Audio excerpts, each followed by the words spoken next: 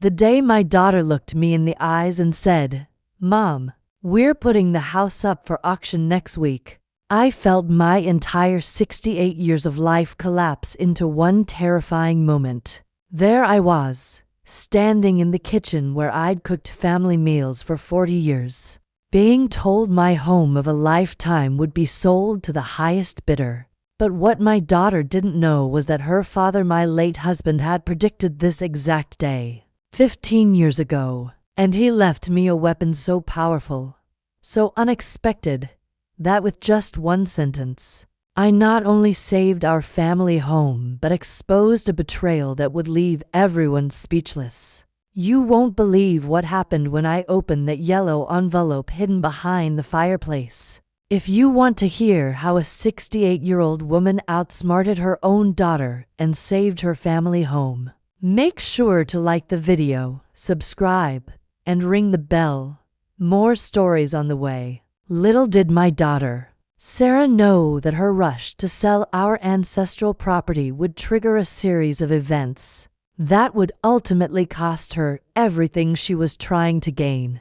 The lawyers she hired, the real estate agents she secretly met with, the financial pressure she put on me, all of it was about to backfire in the most dramatic way possible. Because what she saw as an old woman clinging to memories, I saw as a mother protecting generations of family history. And the twist that was coming, revealed in my husband's handwritten letter, wouldn't just change who owned the house, but would redefine what family truly means when money becomes more important than love. I remember the exact moment I realized something was terribly wrong.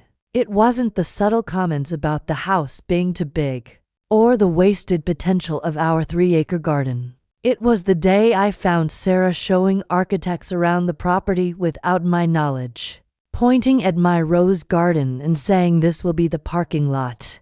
My heart sank deeper than I thought possible. This wasn't just about selling a house. This was about erasing our family's entire history. My name is Eleanor. I'm 68 years old, and for 42 years, I've lived in this Victorian house that my great-grandfather built with his own hands in 1923. Every brick tells a story. Every floorboard holds a memory. After my husband Robert passed away 15 years ago from cancer, our daughter Sarah became increasingly distant, completely influenced by her husband Mark, who always saw our family home as prime real estate, rather than a precious heritage. The tension built slowly but steadily. First came the casual comments about the house being too big for one person. Then the not-so-subtle suggestions about downsizing to something more practical. Until that fateful Tuesday morning when Sarah arrived with legal paperwork, instead of the usual weekly flowers and groceries. The changes started so subtly that I almost missed them. Sarah would visit under the guise of checking on me. But instead of asking about my arthritis or sharing stories about her childhood, she'd pull out a tape measure and start calculating room dimensions. Instead of reminiscing about Christmas mornings by the fireplace or summer picnics in the garden, she'd talk about market value and development potential. Her husband Mark, who used to call me Mom with genuine affection, started referring to me as the homeowner in documents I accidentally found. I felt increasingly isolated in the home that had once been filled with so much love and laughter. The walls that once echoed with the sounds of family gatherings now echoed with Sarah and Mark's whispered conversations about compounding interest and property appreciation. Every Sunday dinner became a tense negotiation session. Every holiday gathering turned into a business meeting about my future plans. The emotional pressure was crushing me, making me question my own memories and attachments. Then came the moment that confirmed my worst fears. I was looking for a pen in Sarah's bag when I found a full-color real estate brochure, with our address circled in bright red marker. The brochure showed computer-generated images of our property transformed into modern townhouses. That's when the pieces clicked together, and I knew something was terribly, irrevocably wrong. This wasn't just about moving me to a smaller place. This was about destroying our family home entirely. The catalyst arrived on a gloomy Thursday afternoon that I'll never forget. The mail brought a registered letter from a law firm I'd never heard of, Thompson and Associates. Real estate litigation. My hands trembled so violently I could barely open the envelope. The words probate review and property transfer authorization jumped out at me like accusations. The letter claimed they were conducting a routine review of estate matters, but the timing felt anything but routine. That same afternoon, Sarah showed up unannounced with two men in expensive suits, who introduced themselves as property evaluators. They walked through our home like invaders, taking photographs of everything: the stained glass windows my grandfather imported from Italy, the hand-carved banisters, even the ancient oak tree in the backyard that had witnessed for generations of family weddings. I felt violated, as if strangers were cataloging my most precious memories for destruction. Retreating to Robert's old study, the room that had always been my sanctuary, I collapsed into his worn leather chair. The scent of his old pipe tobacco still lingered in the fabric after all these years. And that's when his final words came rushing back to me. Words he'd whispered when the cancer medications made him lucid only in brief. Precious moments, Eleanor, my love. If they ever come for the house, if Sarah ever look behind the fireplace, I've left you everything you'll need. My heart raced as I approached the massive stone fireplace that had been the centerpiece of our family life. I remembered how Robert had shown me one specific brick years ago, how it wobbled slightly when pressed just right. With trembling fingers, I found that brick again and pried it loose. Behind it was a thick, yellowed envelope tied with string, containing documents that would change everything I thought I knew about our family and our home. The documents I pulled from that hidden compartment were more shocking than anything I could have imagined. There were property deeds I'd never seen before, showing ownership structures I didn't understand. There was a second, updated will that I never knew existed, dated just 2 weeks before Robert's death. But most heartbreaking of all was the letter from my husband that began, "My dear Eleanor, if you're reading this, it means our worst fears about Sarah have come true. I'm so sorry to have kept this from you, but I had to protect you and protect our family's legacy." As I read further, my hands began to shake uncontrollably. I discovered that Sarah had already tried to transfer the property once before, just 6 months after Robert's funeral. The paperwork showed she'd attempted to use a power of attorney document that should have expired upon Robert's death. Some legal mechanism I didn't fully understand had stopped the transfer, but the attempt itself felt like a betrayal deeper than any physical wound. Then I found the bank statements tucked behind the legal documents pages, showing large, regular deposits into Sarah's personal account from a development company called Heritage Estates LLC.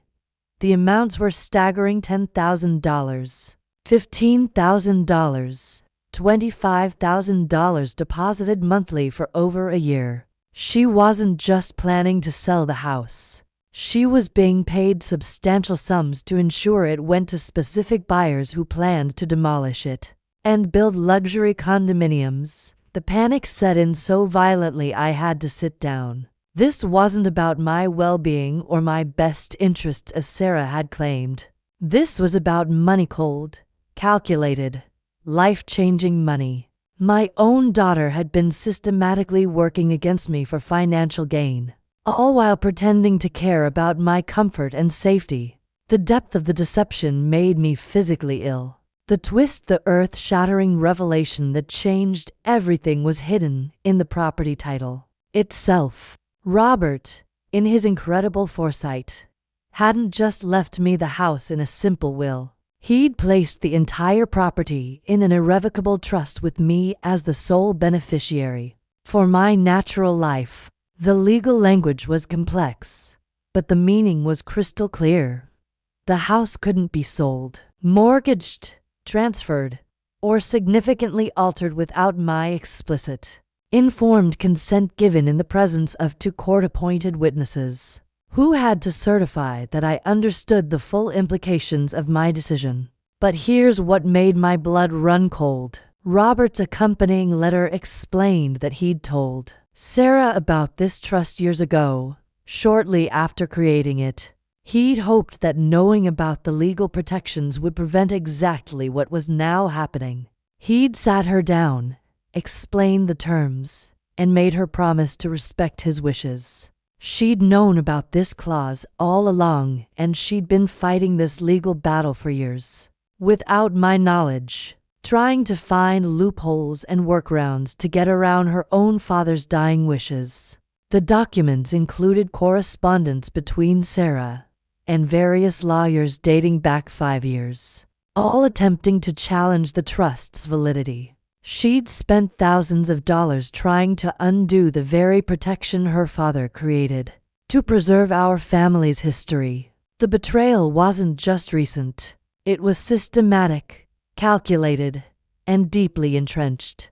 If this story is making your blood boil like it did mine, I need you to do something right now. Hit that like button, subscribe to our channel, and let me know in the comments if you think I should have forgiven my daughter. Your support helps me share these important stories with others who might be facing similar family betrayals. The final confrontation happened on Friday morning, exactly as Sarah had promised. She arrived with a thick folder of sale documents and a forced, cheerful expression. "Just sign here, Mom," she said, pointing to the dotted lines. "It's for your own good. You'll be so much happier in a nice, modern apartment." I took a deep breath and placed Robert's documents on the table between us. "I know about the trust, Sarah, and I know about the monthly payments from Heritage Estates." Her face went from confident to ashen white in an instant. Where did you get those?" she stammered, her eyes wide with panic. "Your father loved you enough to protect you from yourself," I said, my voice steady despite the storm raging inside me. "But you were too blind to see it, too greedy to understand what he was trying to save."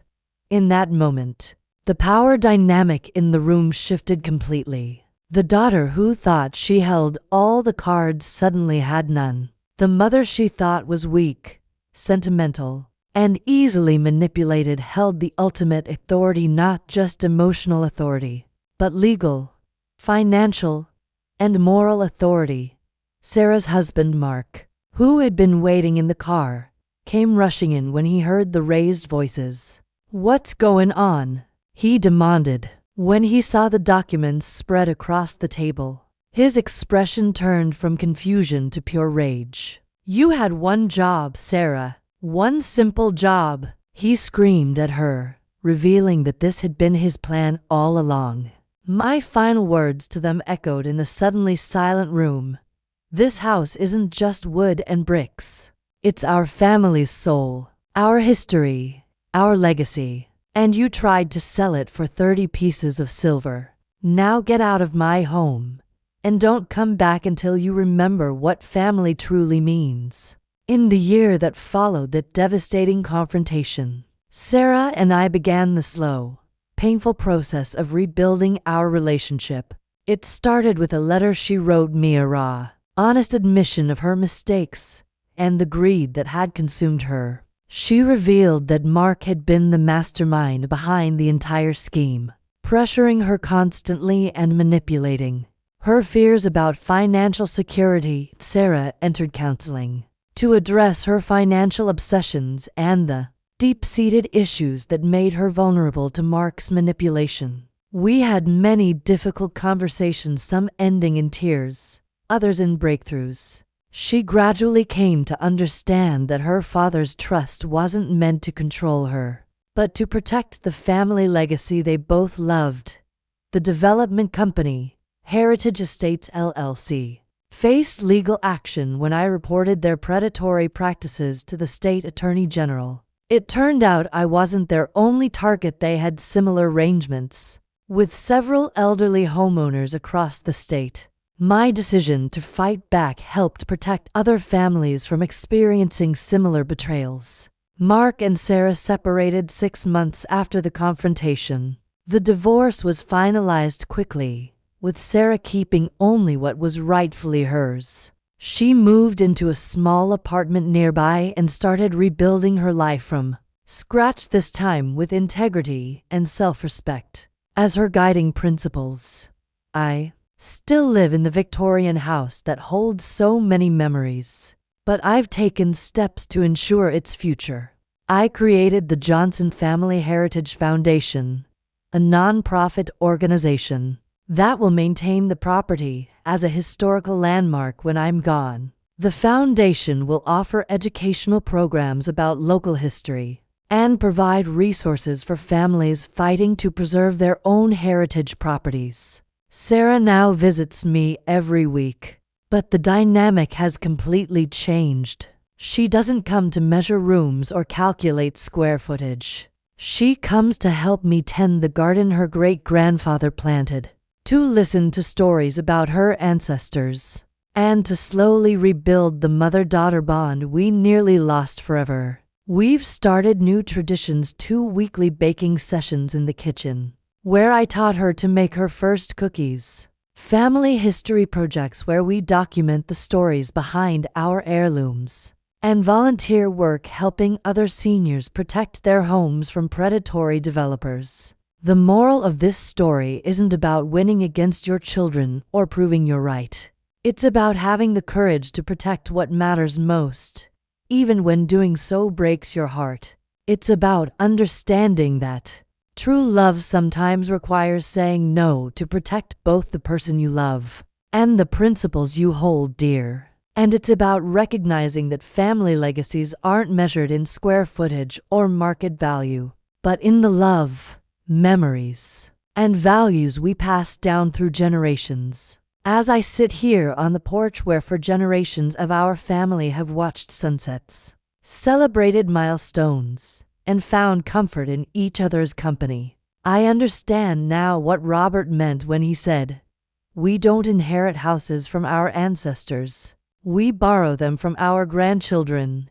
We're not owners. We're guardians." And that's a sacred responsibility I intend to honor until my very last breath. If this story touched your heart or made you think about your own family relationships, I'd be so grateful if you'd hit the like button, subscribe to our channel, share this video with someone who needs to hear it, and let me know in the comments what family legacy means to you. Your stories and support inspire me to keep sharing these important lessons. Thank you for listening, and remember, no matter what you're facing, have courage and protect what truly matters.